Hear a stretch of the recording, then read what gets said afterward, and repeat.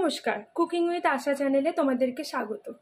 দেখো, এই গরমে কিন্তু পাকা মিষ্টি আম খেতে খুবই দারুণ লাগে, তাই না? আর হয় যদি আমের পায়েস, তাহলে তো আর কথাই নেই।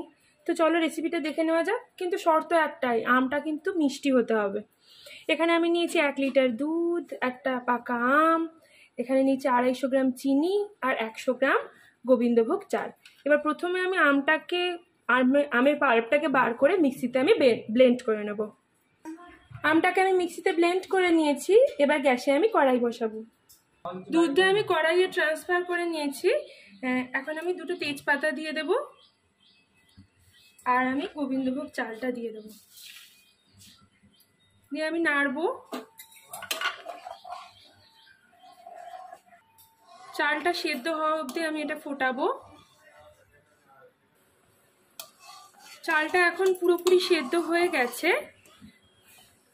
এই যে টিপে দেখে নিতে হবে, এরকমভাবে চালটা সেদ্ধ হয়ে গেছে। এখন এই পর্যায়ে আমি চিনিটা দিয়ে দেব। 250 গ্রাম চিনি আমি এতে দিয়ে দেব, দিয়ে আমি 5 মিনিট মতো এটাকে ফোটাবো। গ্যাসের ফ্লেমটা একটু বাড়িয়ে দিয়ে এটাকে 5 মিনিট ফোটাবো।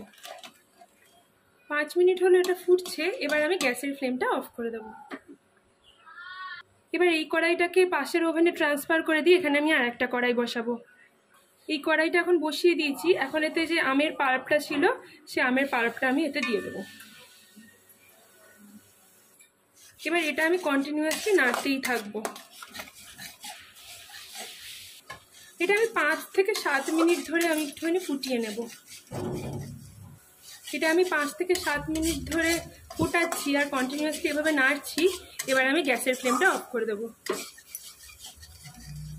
এবার আমি আবার ওই কড়াইটাকে এনে এই কড়াই থেকে আমের পাল্পটাকে আমি ট্রান্সফার করে দেবো ওই কড়াইয়ে।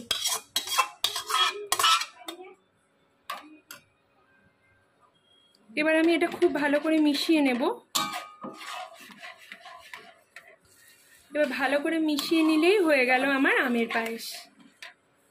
এবার আমি এটা একটা বোলে ঢেলে নেব, বোলে ট্রান্সফার করে নেব সার্ভ করার জন্য। এটা আমি বোলে ঢেলে নিয়েছি। এটা এখনই খাওয়া যাবে না, ঠান্ডা হলে আমি ফ্রিজে রেখে ঠান্ডা করে এটা খাবো।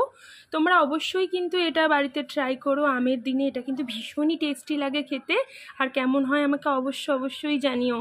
আমার চ্যানেলটাকে সাবস্ক্রাইব করো, লাইক কমেন্ট শেয়ার করতে ভুলো না, আর বেল আইকনটাও কিন্তু প্রেস করতে ভুলো না আমার নিত্য নতুন রেসিপির আপডেট পাওয়ার জন্য।